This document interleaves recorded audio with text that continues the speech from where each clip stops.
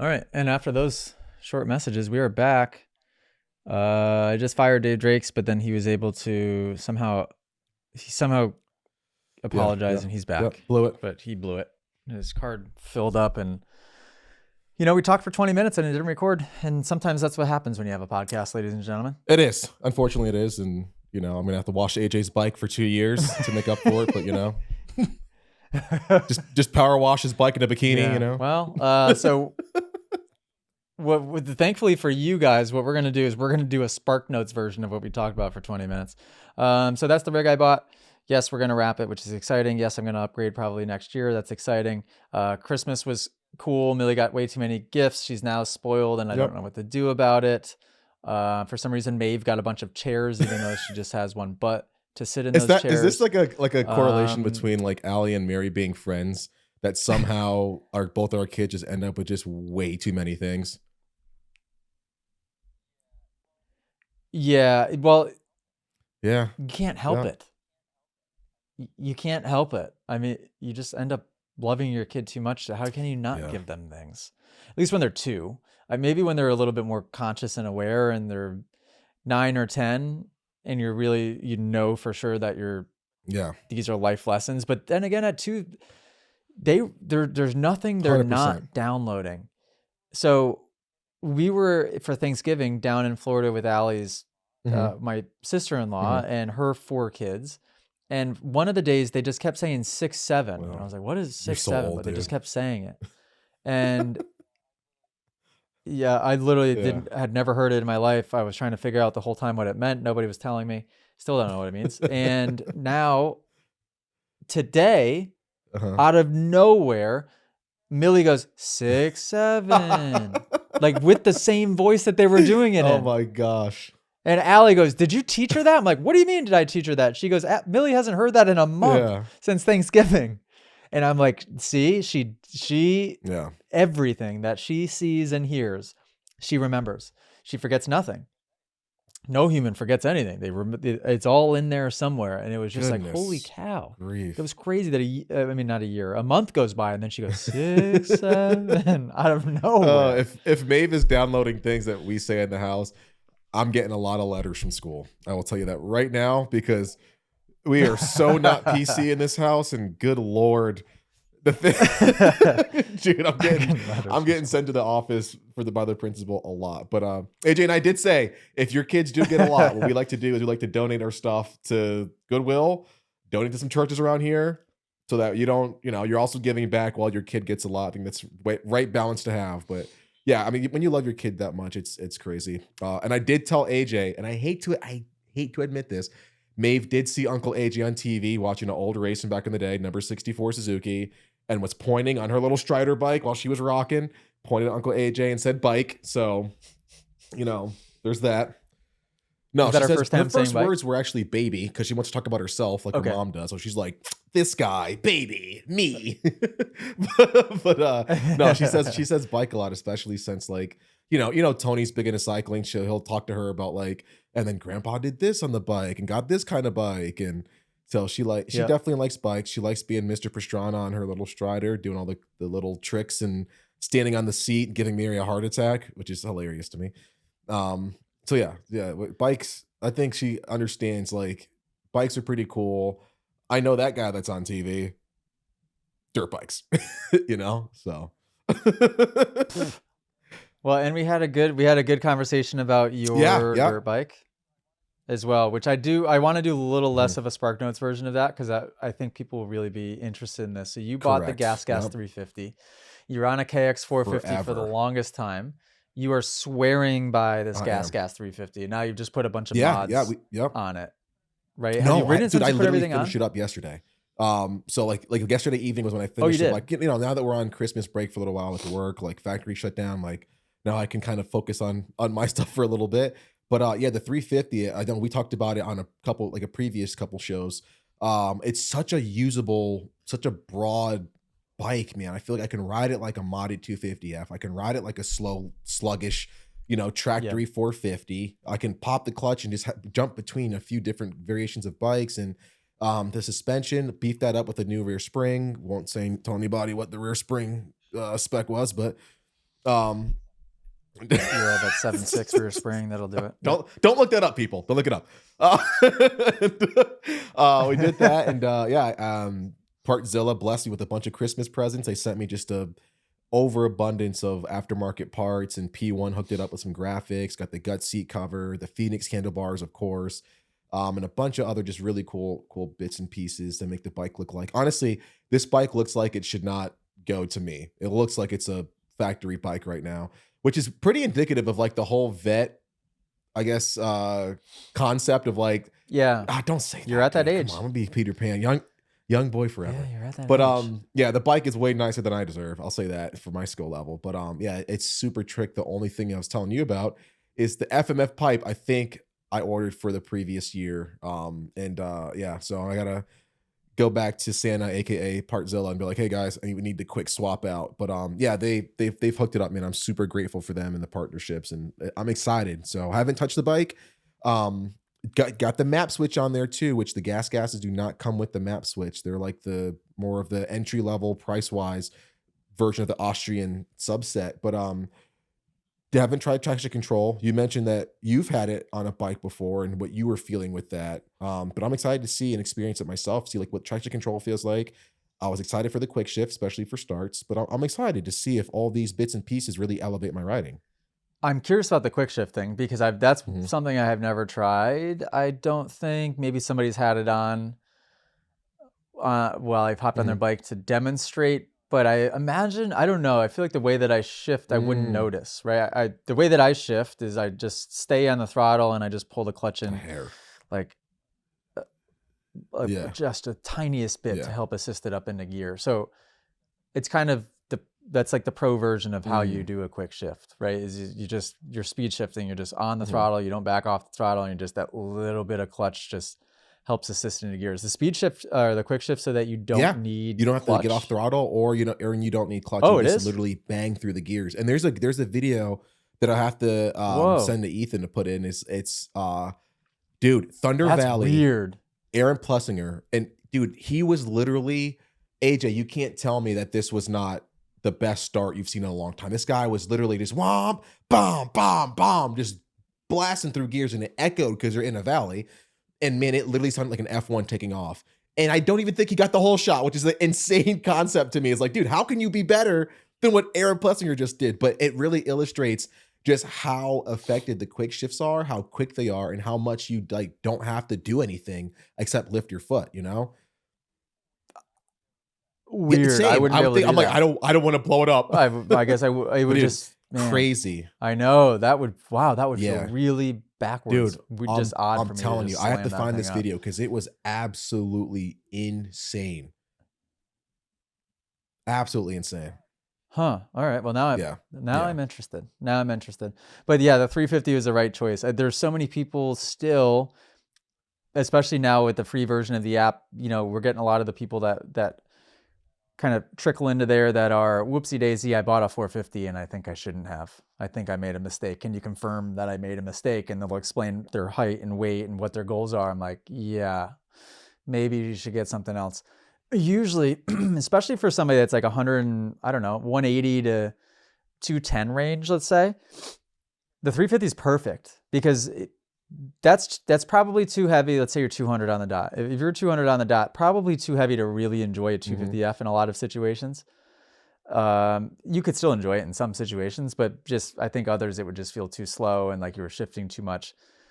The 350 is perfect. It's a really nice rideable middle ground, and I think that for somebody, you know, especially your age, about to, you know, basically midway through your life, that you've got to be able to. You've got to be able to get a little bit more lively on the bike. And the 450 would makes you lazy a little bit. Right? People have always said that, agree. but there's truth to that. I don't know if you noticed this too, like, you know, riding at different, at the level that you're riding at, but AJ, I didn't have to think on a 450. I could be like, oh, am I going to hit that triple out of a corner? Like, I guess so. I could have horrible technique. Yeah. Oops. Yeah, exactly. Yeah. Seriously. I could have horrible technique. I didn't have to shift. Like, it really, it does. It makes you like kind of a lazy rider. And the first thing I told you was like when I got the 350 was like, man, I have to ride the bike. It feels like I'm riding a dirt bike again and I'm having fun, you know? But like, yeah, I'm curious like what your opinion is, because you do see and interact with thousands of riders probably like in a every month or every couple months. What is the allure for 450s for people? Like, why do you think so many people are hopping on a 450 prematurely or even at all? I mean, I think the same reason somebody buys the G63 AMG, G-Wagon instead of the 550 or whatever the heck. It's like, do you really need that? Because it looks the same otherwise. You're just spending $100,000 more dollars. Are you really going to use the power in an SUV? Or the same reason I was this close to buying the V version of the Escalade instead of the normal one. It's like, does Allie really need 800 horsepower in her SUV when her and Millie are going to the gym? It's like, I think people see the fastest thing and they just want the best of the best. But then what they forget, and the dealership, I think I've been guilty of not, the dealerships really just need to do a better job of, they shouldn't let that person buy that bike. There should be some type of like qualification process or something, but yeah, they forget that it's actually going to lessen your experience on the track. It's not like you have that power in reserve and, oh, well, I've got it there if I need it, right? Which could be the argument for buying an SUV, like the fast version of an SUV that you don't need. I've got it if I need it, but it will lessen your experience otherwise, because you're just, as soon as you get a little bit out of shape on the 450, it can get ugly quick. Yep. And it just tires really you out quick. so quickly. I think one of the biggest things that I noticed was if I did get tired, which it made me tired very quickly because of the weight and the power, it's like those little mistakes where I'm like, oh, sticking the gas a little bit too long. That's exponentially more dangerous on the 450.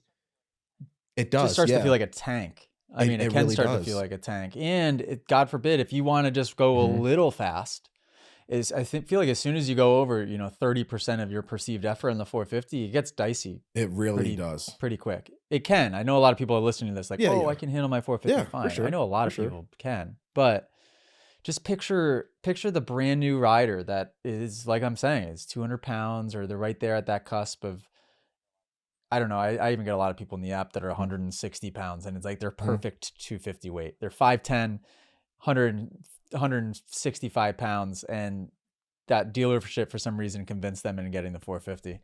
I'm like, get rid of that thing. You'll thank me later. You'll have a way better riding experience on the slower bike. But there are some people where the 450 is a better choice. Like, I think to Brian Latimer inside of the app. I think to driver Jamie in some situations. Brian Latimer bought, he had a YZ250F. I'm pretty sure he just bought a 450. I haven't seen a video of him debriefing since he's ridden it. But his theory was, I want to just be able to leave it in a gear and ride even less aggressively and just go slow and enjoy my time while going super slow.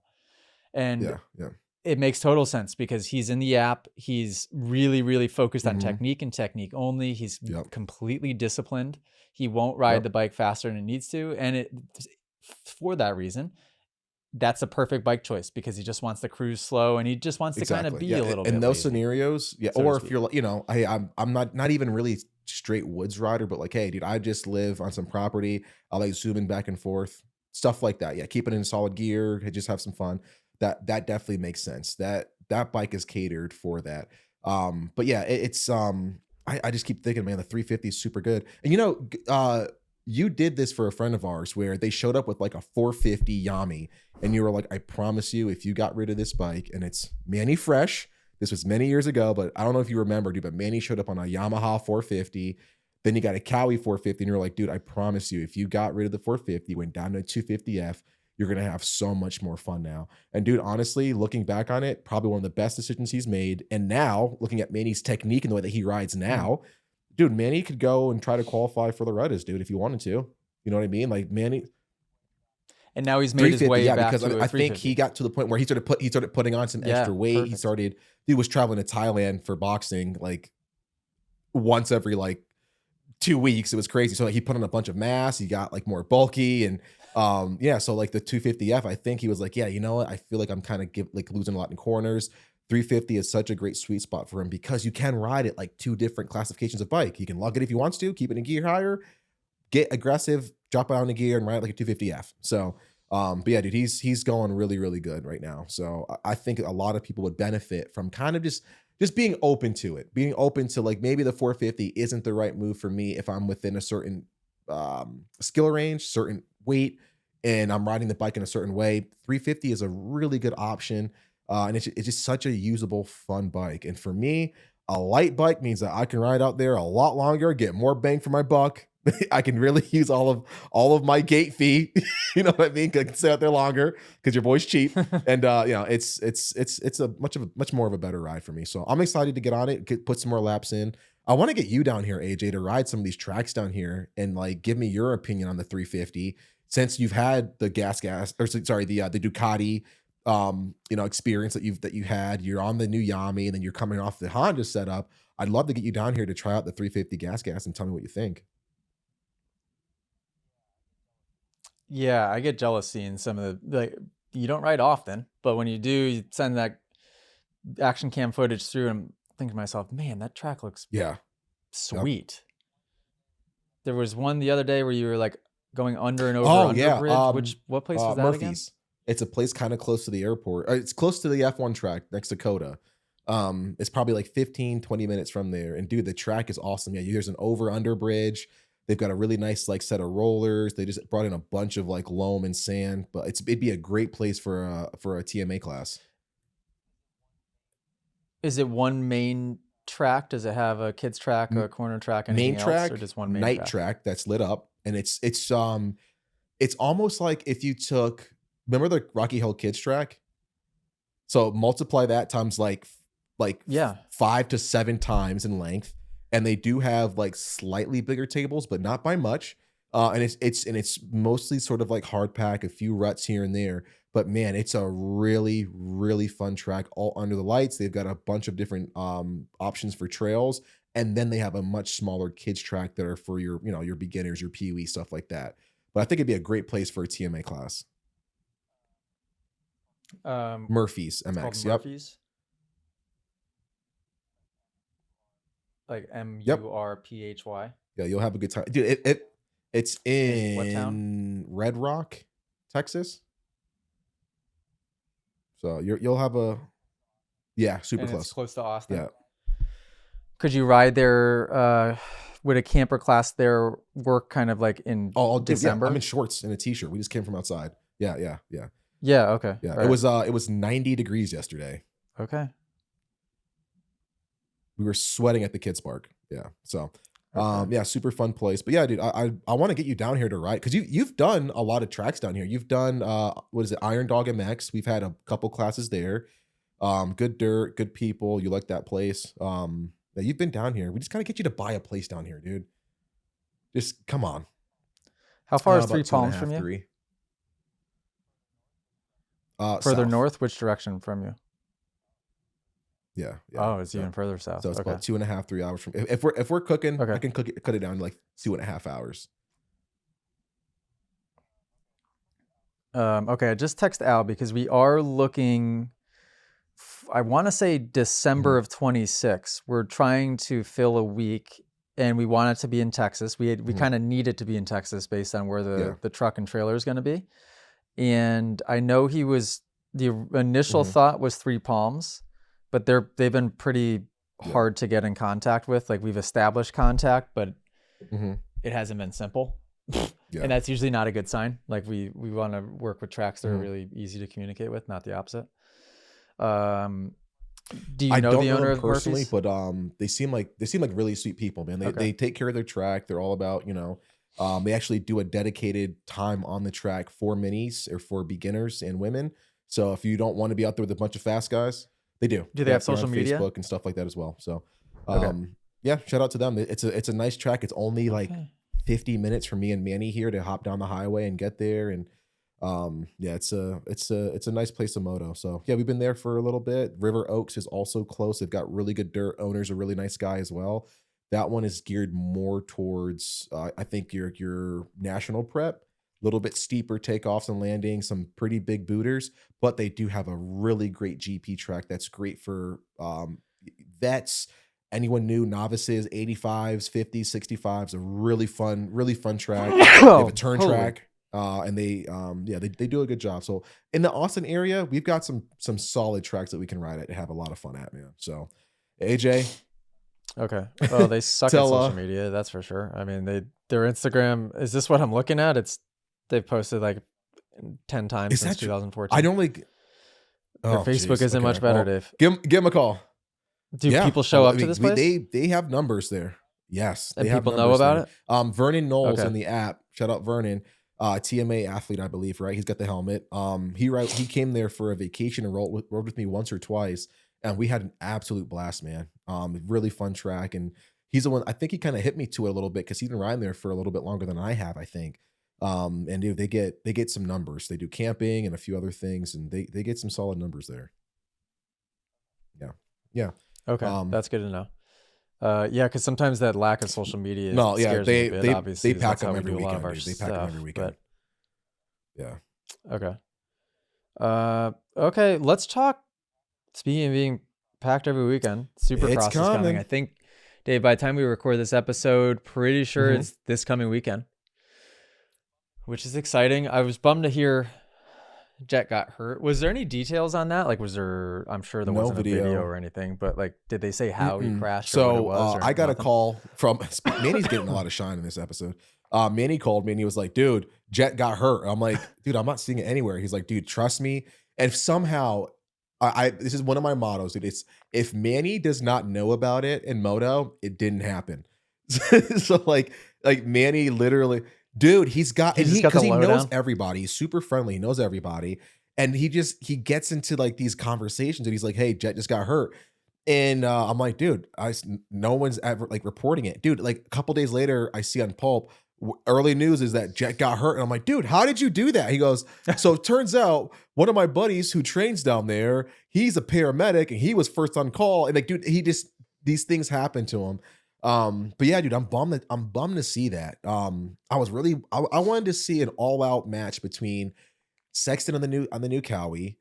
We got Eli on the KTM. We got Hunter, who's got like the spark underneath him after an end of last year, the latter half of last year. He really came alive, I feel like. JA is on the Suzuki. Then you can never count out Roxon. And then Malcolm got a win last year. Then you got Barsha on the Ducati. You got France on the Ducati.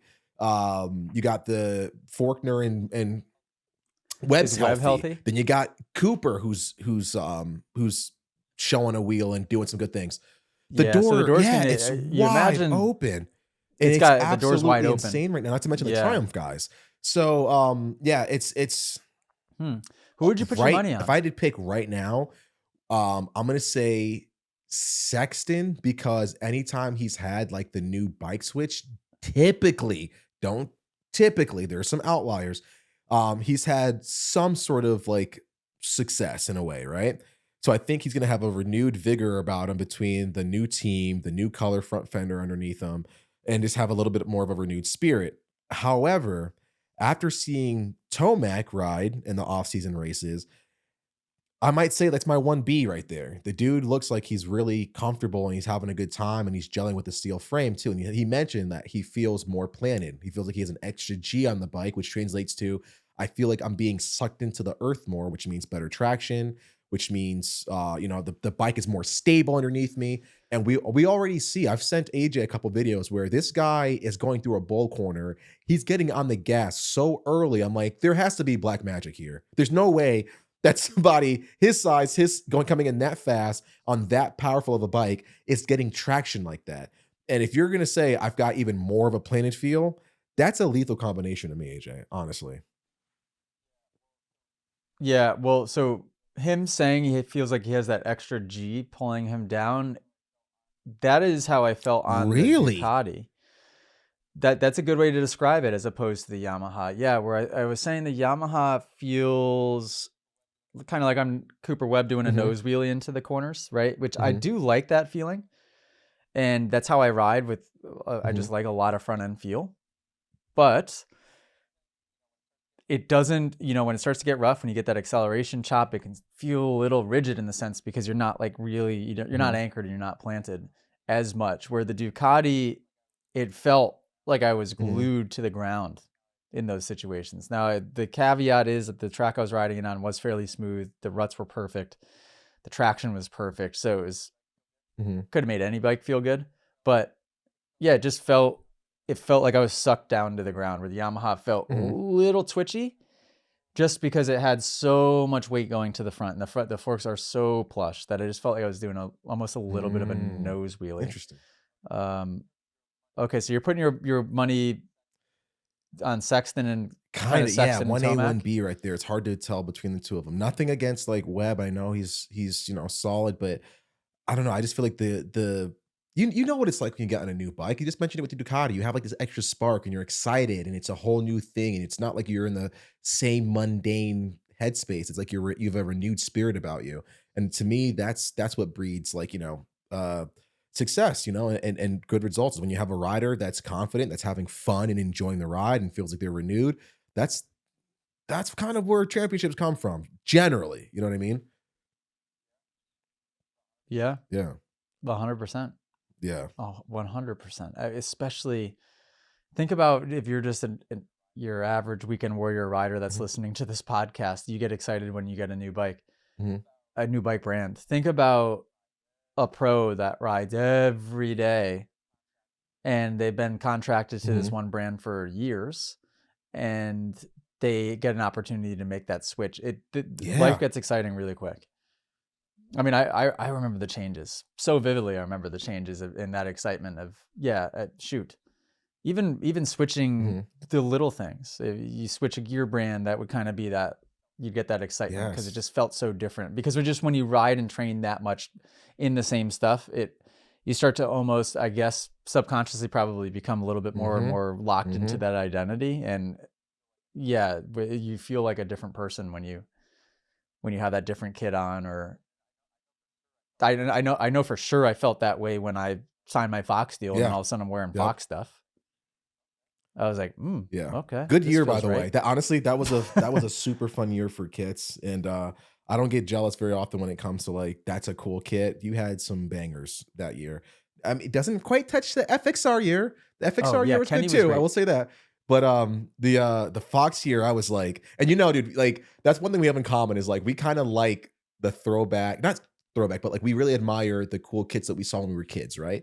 Or like, teenager years, just like, hey, remember that one cool standout kit? So it was really cool seeing you hop in all these new, like, all these cool different colored kits and like, get that like, well, just really thought out and head to toe. That's the special thing about the Fox stuff is your head to toe. So and Kenny would do such a good job. I mean, the goggles would match. I mean, everything would match. So yeah, it was pretty exciting. Speaking of gear, our first camp, January in Florida, will be the first time that every TMA coach and all of the students get their gear in. So I think we shipped nearly 200 sets. And by the way, we didn't sell it publicly on the website. This was just to like, obviously our coaches got the gear. And then if you purchased the 5-day camp, you got it as a bonus. And then what else? If you got a season's pass, you got it as a bonus. So like 200 sets of gear nearly. A lot of them are going to be showing up for the first camp. So we're going to have a bunch of people rocking the TMA kit, which is really cool. And we're already starting to begin brainstorming and working on the next design. We're going to basically have a fresh design every quarter. So pretty exciting. And I have another freshie helmet getting painted by Hellion. Shout out. Right now. I actually, Dave, I don't know if I told you this. I sent my old Fox shell to Hellion to get painted because I like the old Fox helmet more. And I had one laying around and it was brand new. I just sent it his way. And so I'm going to wear that older Fox shell without any Fox logos on it as my helmet for a little bit until I figure out what else I want to wear. Also, shout out to your helmet painter, dude, because you've always rocked super sick helmets. I hate to give you another compliment, but yeah, they're impressive. they're pretty solid. Have you never had a Hellion helmet? I don't think so. I don't think you have, right? I don't think so. He's done mine since I was on 50s. Yeah, you had one on Super Minis one year that was like, it was so freaking sick. And it was like it was like green with like splashes of like a highlighter orange in there and some other ones. I think Yeah, yeah, actually yeah. that's the helmet. Maybe was it Super Mini or whatever? What class did we race together? Was it 250 like schoolboy or B or something? Where you came up to me on the line. You were like, "Hey," I was like, "Hey," you're like, "What are you doing here?" I was like, "Oh, well, I'm gonna do awful at this track." He's like, "Hey, this is a regional." I was like, "Yeah." I was like, "What are you doing here?" This is a regional. Oh, good. Just Man, making just me feel making a guy feel so so bad. bad about himself. And what's funny is at that time I would have had zero awareness that I was doing that either. It's like, Just making you why are you absolutely here? sweat it. All Um, right. So what else? What else about well, A1? Do we care about Supercross? Joshie Joshy's Moda got hurt. hurt, Bummed right? So about he's that one, dude, not. because this is supposed to be a really cool year. There was that whole back and forth debate between Deegan if he was going to go pro at A1, or sorry, go 450 at A1, or if he's going to wait till outdoors. Did you ever see that going any other way besides like the way it's turned out? Which I mean, I feel like everybody who knew like anything about like dirt bikes was like, yeah, he's not going to bump up that early. Like he's going to give another, Yeah. get another like, lights title or 250 title, and then he's going to move up. Did you in your mind think it would be a good idea at all to bump up early for that guy? There was, I guess, one moment in like World Supercross where I was thinking, why doesn't he just? I Mm-hmm. think he could just stay on it, but they're smart enough and they know. Well, first of all, it Mm-hmm. makes sense for many reasons. You can get another championship, Mm-hmm. which is helpful. You can make some more of that money there. You can also, at that age, it's critical. 1 year difference, a Mm-hmm. half a year difference, even can mean the world Yeah. Yeah. in Yep. maturity difference. Like a huge, huge, Mm-hmm. huge difference in maturity. So you got to buy all the time that you can, Yeah. and there's no rush. And I do think that the Deegans understand that. So I it was the right choice. I would have loved to, but is he riding Outdoors. 450 Yep. starting in outdoor, Yep. Isn't right? that what Jet did as well? Yeah. So that'll come. Jet did that, I think. Yeah. Yeah, I think he did. And he went Yes. straight Yep. into I a think perfect so. season, didn't he? Yeah. I mean, what the heck? Absolutely insane. That's insane that is Yeah. insane to even think about. Yeah, because that was the year that I was there. So that's Yeah. unprecedented, correct? To go like your rookie season in 450 to have that success. Would you Yeah. still, and this is kind of a tangent, would you still break out Jet Lawrence in like your Mount Rushmore or like most influential, most memorable riders in the history of the sport? Like who would you say is your Mount Rushmore? Well, yeah, but I had this thought actually when I heard he got hurt, how quickly it can change. You know, D- Jet kind of has been on a Mm. string of injuries here, right? He got hurt in outdoors. He came back. He then got hurt with the ACL. Uh, Was there something else in between that? And now he's hurt again. So this is three mm, kind of somewhat mm. back to back to back. That's easy to keep Huh. have happening. So there is a reality where that keeps happening and he never wins a championship again, and then he's not in that conversation of the best. So But almost like a Hurlings right, kind of deal where like Hurlings was on that trajectory and then he kept getting hurt for a while. sure. Does that put him outside? I'd say that's highly Yeah, I unlikely to think have so. happen because I Jet I rides agree. so in control and he's so young and Mhm. he's got so much time. But it's possible, I guess. Does that kick And him yeah, out you of got your to be top healthy. 4 for your Mount Rushmore with the knowing that these string of injuries are kind of happening? No, I still put him in there because I would like to form the Mount Rushmore based on Oh, okay. influence So who would it and be if you had to stack them?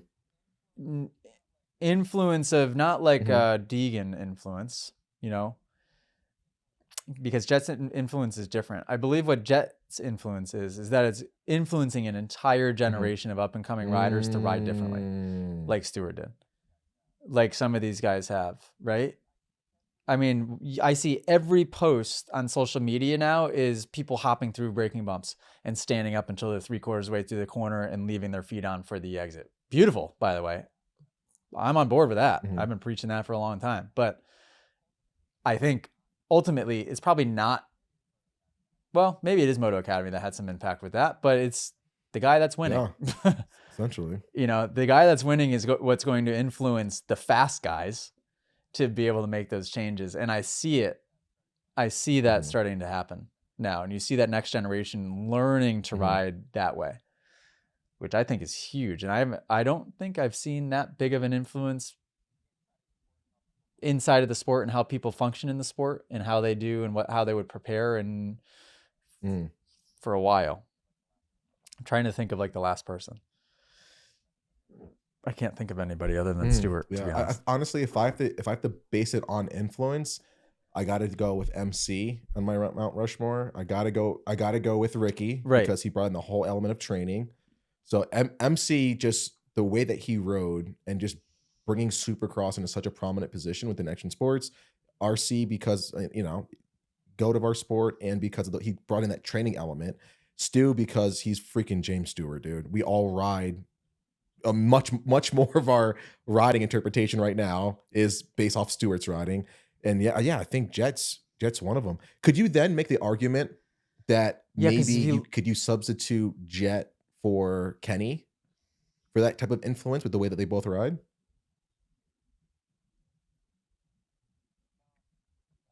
No.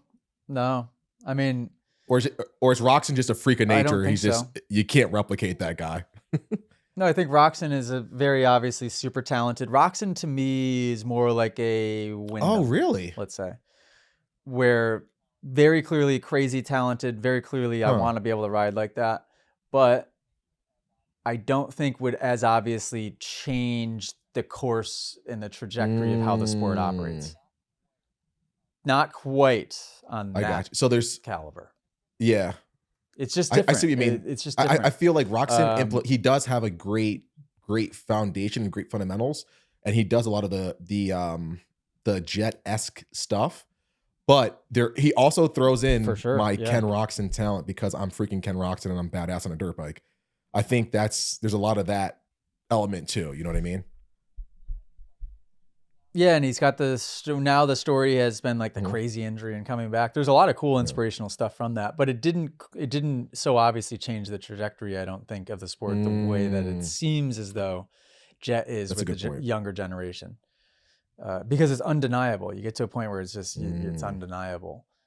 But even if you look at what Dungey and Villopoto did, I didn't see any trickle down effect as to like what did those guys really influence or change. You know what Villopoto did for me? Prove that you can go fast with your elbows down. He had his elbows glued to his sides, and I'm like, well, if he could do it, I could do it, dude. How come he gets to do it? Well, Dungey kind of had droopy elbows too. Because Dungey would do counter steer. He would kind of push the bike sometimes down under him. He was actually gnarly. Yeah, he was actually gnarly at flat corners. Dungey like that. Yeah, he's definitely one of those guys. So yeah, speaking of Forkner, he's bumping up, dude. And I hope that goes. I want to hear your thoughts. I want to hear everything. It scares me a bit just because of historically he has bad crashes, but again, it could have the reverse effect. It could have the RJ Hampshire effect until MXON. Where this is why we're friends. Hang on a second. How did the guy that crashes all the time? How did the guy that crashed all the time? Did this actually help him? Until MXON, where he crashed 500 times, and it's like, he saved all of his crashes for the season. Dude, literally the minute you were saying that, I was like, kind of like RJ Hampshire, and you just said RJ, and I was like, this is why we're friends. Dude. Okay, yeah, I see it going one of two ways, just like you. Yeah, because like you really these 450s, dude, you really can't scream them and do a bunch of crazy stuff because they don't respond well to it. You know what I mean? Obviously, you're on a factory team, you can make your bike do anything, but these bikes make power and they handle better when you're smoother, especially the 450s. And I just think the 450 you can't help but almost like ride it in a much more smooth, methodical way, right? Yeah, and this is massive. He had two life-changing events happen kind of back to back. I mean, he had brain surgery and had a baby. And so if that doesn't change you, nothing will. And I think that maybe he could have been naturally on a trajectory of operating a little bit different and thinking a little bit different. But I can at least speak for myself in that I haven't had brain surgery, but I've had a baby, and it completely changed the way that I think. It it took the pressure off because I now understand that the racing doesn't matter at all. And I think that that's a giant weight off some of these guys' shoulders potentially. And it also kind of made me, right around that time is when I started to fully understand that anything is possible. And we all have limitless potential. And I didn't really believe that before, but just witnessing the kind of miracle of like a new life come into this world and just, oh, okay. Are you kidding me? This is insane. Like anything's possible. And I see that. It seems like him and Riley like have a very they just seem like they have like a good thing going. And I hope he does. That would be a cool story. Yeah. It already is a cool story. But that would be a cool story. I definitely agree. But yeah, I'm looking forward to it. I love like the Triumph team is super cool. Jordan Smith's bumping up as well. So I think that's another. I think so. I think Jordan Smith is bumping up too, from last I saw. So that's going to be cool. But just a lot of stories. I'm not like super shy about talking about like West Coast is not my favorite form of Supercross. Like I do enjoy watching Supercross period, motocross period, but the East Coast rounds are where I really like, feels like Supercross to me. You know what I mean?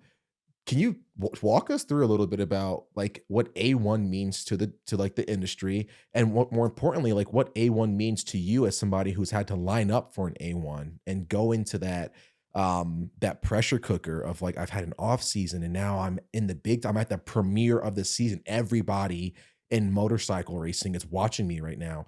What are the nerves like? Like walk me through everything that it entails. Cause I've been lucky enough to be there with you for a couple of them, for a couple A1s, and you're in racer mode, you know, but I want to know like what's AJ thinking inside of his helmet, you know? Oh, it's a different ball game. It's a different ball game, and it's even different than, let's say you're doing East Coast Supercross and you show up for the East round. That energy's there for that round. It feels high pressure. It feels a little different, but it's not A1.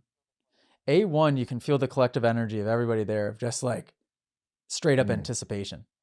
And there's a lot riding on this. And Carmichael used to say something that didn't really make any sense to me with the mindset that I had when I would listen to it before, but it makes so much sense now.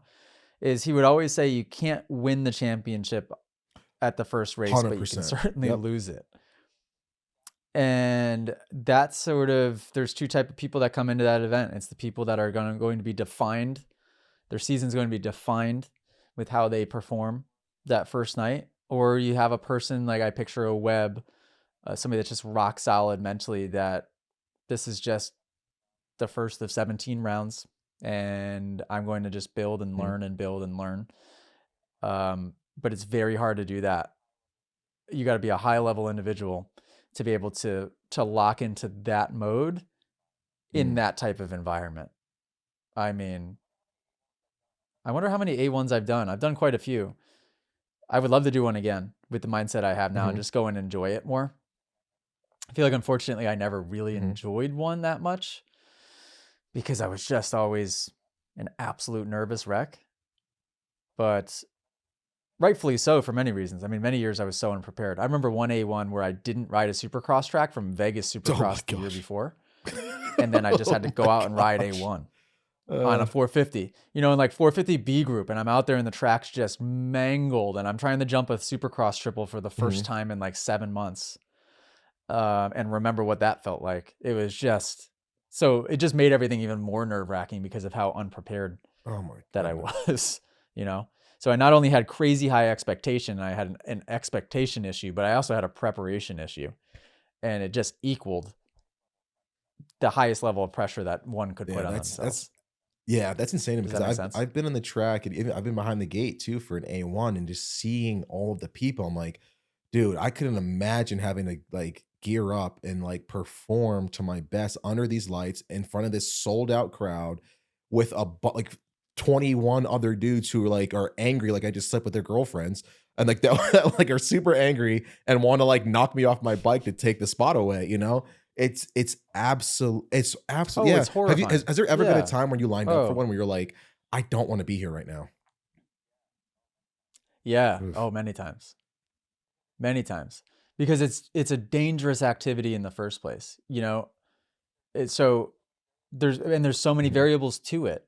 It's a dangerous activity if they were to drop the gate and just be like, Mhm. AJ, go by yourself. You know, all right, there's still Mhm. 60,000 people in the stands and however many people watch on Yeah. TV, just go by yourself. Still scary, still dangerous. But then when you throw 19, however many people are Mhm. out there on a Supercross gate beside you and you're racing and there's just all of that going on, the track's mangled and oh my God, it is a, it is such a crazy high level thing to do. I can't even, words cannot describe it. And what's made me realize it more is stepping away from it. And in the time stepping away from it, spending more time training your average people, you know. And I've been doing this for a long time, obviously, and working Mhm. with the general public, but it gives me a whole new appreciation stepping back from it at the high level to understand what actually was being done. I even see some clips like our team will post them. There's a clip of me on social media the other day hitting a sand takeoff at Jet and Hunter's place. And it's just ruts like 2 feet deep going across the whole takeoff. And I'm just jumping this big step up like from a rut that I took off halfway up the takeoff because it had such a hole in it. And things that I would take for granted for, and then I watched that clip a few years later after having stepped away, and I'm like, wow, the stuff that's going on out there is hectic. Yeah, that's Hectic. nuts to me. I can't even imagine. Is what in your mind equates to like a successful A1? Like what are some things that you think riders, if they're even listening, riders should think about or teams should think about in order for them to have a successful A1 and perform their best and really come away with like that being a positive round? You've got to train your brain. You've got to train your mind. If you don't focus on that, when you get to A1, you will choke in some way, shape, or form. You'll put too much pressure on yourself in some way, shape, or form. You'll have too high of expectations. The people that perform the best in high pressure scenarios are the ones that have a growth mindset oriented Mhm. system, that are Mhm. just in the moment. They're process oriented. If a mistake happens or if, you know, a failure happens, then that's just being used as a course correction and an adjustment. And then they're learning from that and they're getting a little bit better. It's very simple in concept to explain, but almost nobody Yeah. operates that way. And it's the secret. It's a secret. And you're not born with it or you're not. You have to practice it and you have to train it and you have to work on that every single day, even more seriously than you do your on the bike skills.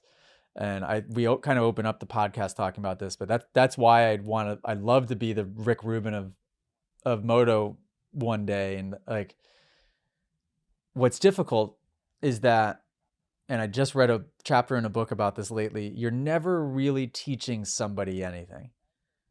You, as their guide, you can present information to them and hope that they then repeat it back to themselves in their heads, and they then auto suggest and download that Mhm. information themselves.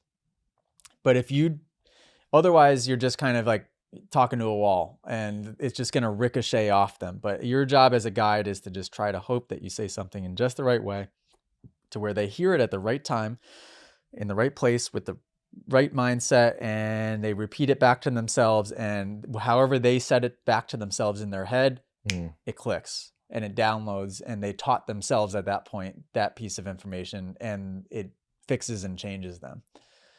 But it's tough, especially. I mean, Dave, you've been around every single level of the sport. You raced a high level like amateur stuff, and you were around it, and you knew what a high Yeah. pressure situation was for yourself, and then you watched it for others when we got to the pros. But um, we all start doing this when we're so young that it's hard to break out of that character Yes. once you've Oh man, begun. true It kind words. of, the sport has a tendency to just kind of like pound you into submission.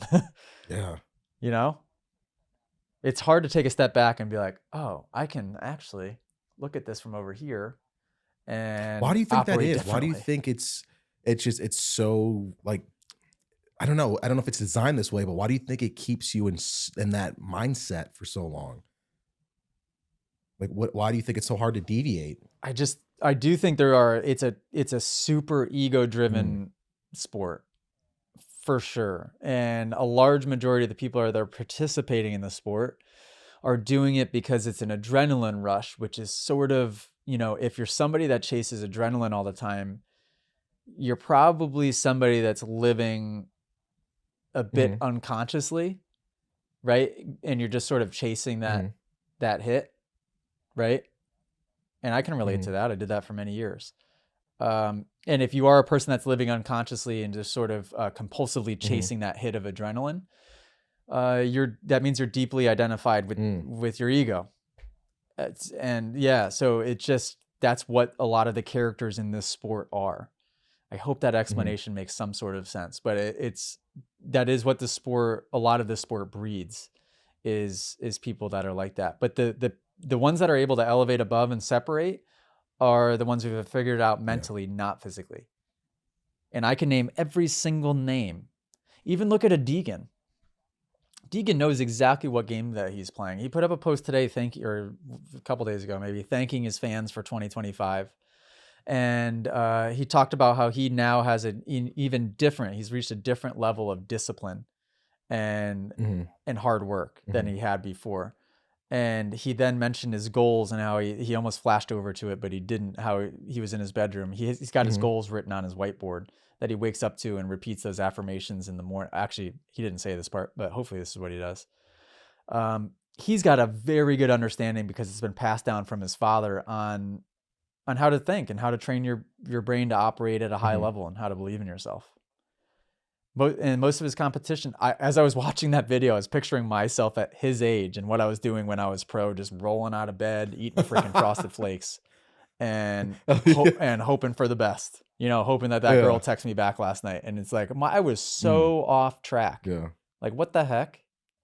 And that's an exaggeration, right? That's a low level exaggeration, and I was way down here, and he's a high level thinker, relatively speaking, for that age, but most of his competition is Mm. not even close to that.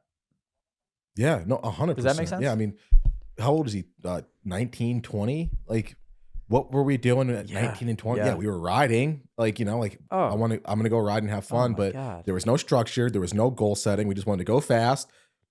Didn't know how to do that, but just twist the throttle, throw whips. Throw whips. Yeah.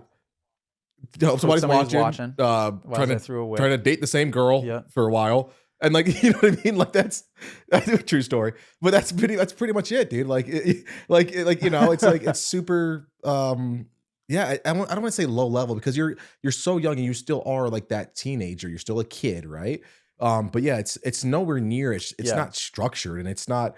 We're not setting lofty goals that are making us scared and making us have to work and change and open broaden our mindset. So yeah, if you're thinking that way ahead of time, dude, that is a massive head start, dude. You just pulled up to a 65cc race with a 450. Like that's that you're having a massive advantage right there. So yeah. Yeah. And a good way to describe this too, because sometimes I do use that terminology of low level, high level. It's not what most of the time, 99.999% of the time when I use it, it's not to be meant to be used in Yeah, not like a derogatory comparing term. Yeah. anyone to anyone else. Right. It's for you. Like what level are you at Mhm. in your journey? And yeah, you're learning. And as you're learning, you're leveling up. I mean, at least for me, that's a way that I look at it and see it. So if I say high level or low level, it's not meaning that this person over here is higher level and this It's person's lower level. relative I to just their mean own on their scale. own journeys. Yeah, yeah. Whereabouts are they on Because their your low journeys? might look like someone Right. else's like Right. high, or your high might be someone else's low. Totally. So yeah, really, it's really your own sort of spectrum, your own scale for that one. Yep. And that's Yeah, important to note if you're listening to me yeah. say high level and low level, because I want people to remember that it is about you. It's about you Yes. and where are you in your journey. It doesn't have anything to do with anybody Yeah. else Hey, at all. I completely Uh, forgot about this, and I was gonna text you this. But you remember however many episodes ago where we had somebody that asked us a question about, hey, how would you best start a car cleaning service? You know, like they asked you as a business owner and how we did the collective and all Oh that other yeah. stuff. Yeah, yeah, Cal yeah, yeah. 17, there we go. Kyle 17. By the way, Pretty sure. insane style on this kid. It's infuriating how good he looks in a dirt bike. I'll just say that. So shout out Cal, Cal Yeah. 17. Yep. But I had for like Mary wanted her car professionally cleaned for like part of her Christmas present on top of 1,000 other things. So I did that, and a kid was 17 years old, just turned 17, just got his first car, and it was his cleaning service. Dude had really good marketing, nothing too crazy. Dropped off by his parents. His parents drove a minivan, dropped him off in the front of my house. He had like 3 totes and a power washer, and was like, "Hi, Mr. Dave. I'm so and so. I'm ready to go. Show me where your hose is, and I'm ready to go." Dude, he told me that he's been doing this for about 8 or 9 months, and he's had about 50 to 60 cars a month that he's been cleaning. And I got a Christmas deal of like, I think it was like $300 per car. We got all the cars clean. And I'm like, dude, you're 17. And I did like just like quick math of like doing like his very basic package. It's like 15 to 17K a month on that's being conservative. And I'm like, dude, that is such a good example of like, yeah, if you have an idea and you want to do it, do it. And dude, he documents his stuff just for like social and just to keep it very simple. But I thought it was really cool that someone called in to ask, you know, you as a business owner and hey, Dave with the collective or whatever, like how would you guys start a business? And I thought it was a really cool example of that actually. Yeah. He's been following you up said too. it was So a viable. Kyle You even 17 said, I just think was- those figures where it's like, dude, there's no reason why you couldn't do 10K a month or more. Like, I think you, like, yeah. And you were saying, yeah, you were so saying it's a quickly. good idea. Yeah, 10K a month to some people seems like impossible, but 10K a month, just start writing stuff down and like work some numbers and look at when you play with some numbers, how easy it actually is and how small figures have to be to be able to get to 10K a month. It's very, very easy. I don't want to say it's easy to do, but you can do it very, very quickly. Kyle 17 was kind of keeping me updated on that journey too. And he said that he was gearing up, kind of getting set up for a car show. And he was thinking of some promo material or like some signage, maybe some stuff to hand out. He was asking like what should be on there. And so my recommendation was, I'm like, you need to come up with a really, really good free offer because you want to get these leads and you want to get these people in. So think about what that free offer can be. And he ended up going with a free engine bay cleaning with whatever, detail package that people chose. And what he did is he had his engine bay. And that's what I said too. I'm like, attach it to something that you've done well or is super clean on your car. And so he just is going to have his engine bay open and have the promo based on, look at what we can do to your engine bay for free if you get X, Y, and Z. So yeah, don't be afraid to offer stuff for free and really put together an amazing offer like that when you start. Go read Alex Hormozy's 3 books, $100 million off, $100 million offers, $100 million leads, and $100 million money models. Even for a beginner that doesn't have a business yet, that can help you structure your money models and start to kind of figure out what your value ladder looks like, just how to just structure your offers. 100%. I love stuff like that. All of my live streams, I think when I went live the day after I was on with you, Dave, I stayed on for 2 hours and it turned into just talked business the entire time. We were talking taxes because, Moto Academies ended up in a situation because of not the world's most amazing CPA that we're spending a lot of money in December, to try and get our tax liability down a little bit more because we've been paying quarterly and there were, there was projections, but she wasn't taking seriously the projections that we were giving to her. So it's like been quite a frustrating situation. But so anyways, that led us into a business convo. It's 2 p.m. I think with our malfunction, this probably brings us to close to an hour and a half. I have to run. Yeah, no, that's Dave, cool. This is I'm glad we checked up. Happy New Year to you and all the listeners, guys. Please make sure that you go on, get inside the Moto Academy app. I'm telling you, it's not even AJ telling you. I'm telling you, we're having a blast. The offers that are going on right now for the camps, for the classes, Please take advantage of it. I'm excited. I'm not even attending as a student, and I'm excited just to be in the vicinity and have some fun. You guys are gonna get a lot out of it. I'm super stoked on that. And please DM AJ and tell him to come to some freaking Supercross races this year, because I know he's gonna try to elude and skip out on it. So I want to see you at more races. Yeah, this was fun, dude. I missed you, buddy. Missed you. Missed doing these. Glad we can get one in. Yeah, this was a good one. Thanks for popping on. Thanks for messing it up halfway through. And if you want to create real change in 2026, there's no better way to do it than join us in the app, be surrounded by us and our community, and it's all about changing and leveling up. So yeah, come join us. You will not be disappointed, I promise. Episode 170. We did it. Toodles. Thanks, Dave.